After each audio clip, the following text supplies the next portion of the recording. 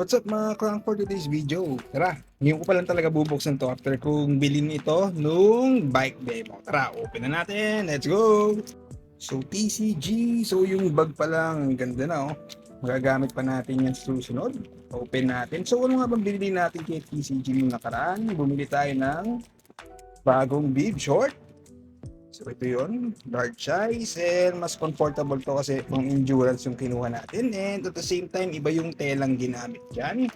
Next natin is syempre pag merong bib, meron ding cycling jersey. So ito may kasama na siyang socks. So graph art siya, open din natin mamaya.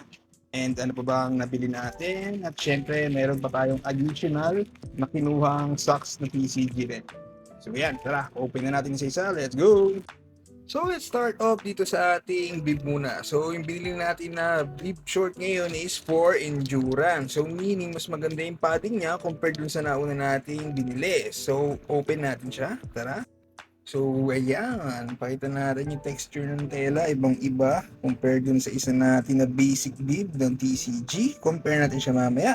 So ipakita ko lang, ayan. Ganda ng kulay niya oh. And makikita nyo sa strap, naka-emboss din yung pangalan ng TCG. Ewan ko lang kung kita nyo, ayun na, pero yan. Next natin is yung bulsa. So yung dati kasi ito sa gilid yung bulsa, pero ito nasa likod. So sa likod siya, doon mo ilalagay yung cellphone mo or wallet mo kung ano man gusto mong ilagay dyan sa bulsa. Next, pakita natin yung padding. So, ito yung padding ng normal na bib or yung basic bib ng TCG compared dito sa endurance. So, dito sa kabila, malambot yung kanyang bib pero comfortable naman yan. At ito naman isa ay medyo matigas at mas makapal. So, yan, pakita natin. Yan yung padding ng endurance na bib ng TCG. Maganda pa yung pangharap. Mas mahaba siya so walang babakat na kung ano man sa inyo. Save na save yan. Check. Pakita lang natin yung itsura niya mga crank. So ganyan siya pag naka-hanger. Kita niyo yung itsura. Ang ganda ng fabric syempre. TCG yan. You know. So ginaganahan ako lalo magbike nito ha. Parang mas magiging komportable yung bawat ride ko nito. So yun nga yung bulsa ko sa gilid. I mean sa likod pala. Tapos na tayo doon sa bib. So next naman tayo dito sa jersey, tara! Hindi na natin pinatagal at ito nga yun, kung makikita nyo yung sleeves niya, ang ganda. Siyempre, power band yan. Ang ganda ng design, hindi ko alam kung anong tawag yan, pero yan yung napili natin design na babagay sa ating color ng bib. Yun, no, rekta na. Parang game na tayo sa ride para bukas. At the back, ayan ang likod. Siyempre, hindi mawawala yung tatlong bulsa. Yung at syempre meron pocket, side pocket na may zipper in case pwede ka rin maglagay ng cellphone dyan or pera. Para safe, hindi basta-basta mo lalaglag. Ang malapit dyan mga crank, may kasama na siyang socks. So yan, ang ganda na lagyanan. So mapapakinabangan mo pa ulit. Ito pwede mong gamitin sa ride. Lagyan mo ng cellphone pag umulan. Tara, open natin tong socks naman.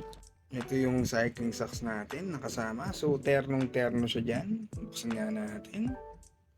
Yung komportable yan, oh. Nahawakan ko yung bandang ilalim na part, malambot siya, maganda yung texture. Malamang gaganahan talaga tayo mag-ride ito bukas. Suot na natin agad to, huwag na natin patagalin. Kaso ano kayang bagay na helmet dito, yung puti or yung itim? Bukas, tingnan na lang natin kung ano yung mapili natin. Bukod dyan sa socks na yan, meron pa tayong kinuhang isa. So, you know, favorite color ko kasi medyo mga ganyan, orange at kung kulay na yellow or parang mustard siya. Open din natin yan. Gagamitin naman natin ito sa mga susunod na ride. Siyempre, may terno na yung isa eh. Itong iba naman. Ayan. Ang ganda ng kulay oh. Ang ganda rin ng texture niya. So ano kaya ang unahin natin dyan? Mas bagay ba to? Hindi. Para mas bagay ito. Para terno na terno talaga. Sinuot na natin mga crank, ride na tayo. So hanggang sa susunod na video, ride safe, peace out, TCG number 1.